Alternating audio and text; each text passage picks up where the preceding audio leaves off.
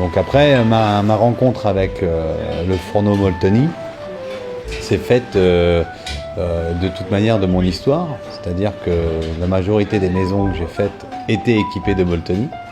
Que ce soit chez Michel Guérard, avec son fourneau qui est en arrière-cuisine, avec lequel il a eu 3 étoiles Michelin, Alain Ducasse, à l'hôtel de Paris, au Plaza Athénée.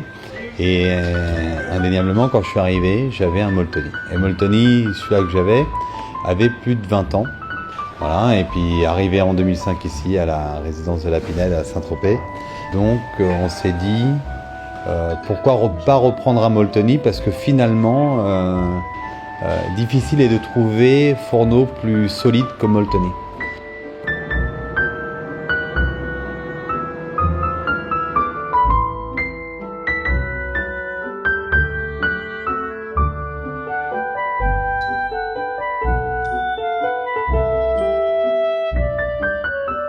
L'avantage aussi qu'on a eu, c'est qu'on a pu faire un fourneau vraiment sur mesure, où il y a une fusion entre l'induction, la teppanyaki, la pancha, le feu, qui est quand même encore un acte majeur du cuisinier.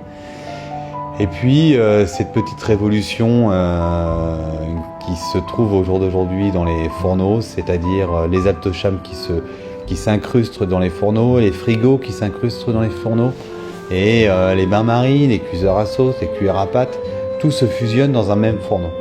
Et indéniablement, l'avantage qu'on a eu aussi, c'est qu'on a pu le faire vraiment sur mesure par rapport à nos envies, on nous suit, et on se dit, bon, on réfléchit, quand on réfléchit à un fourneau Molteni, on ne le réfléchit pas pour 10 ans, on le réfléchit pour 20 ans. Voilà. Et puis en même temps, je pense que pour un cuisinier, malgré tout, d'après l'histoire de la cuisine française, Molteni, c'est un petit peu la référence, c'est-à-dire c'est notre Rolls pour cuisinier, c'est vraiment la machine exceptionnelle pour pouvoir faire une qualité.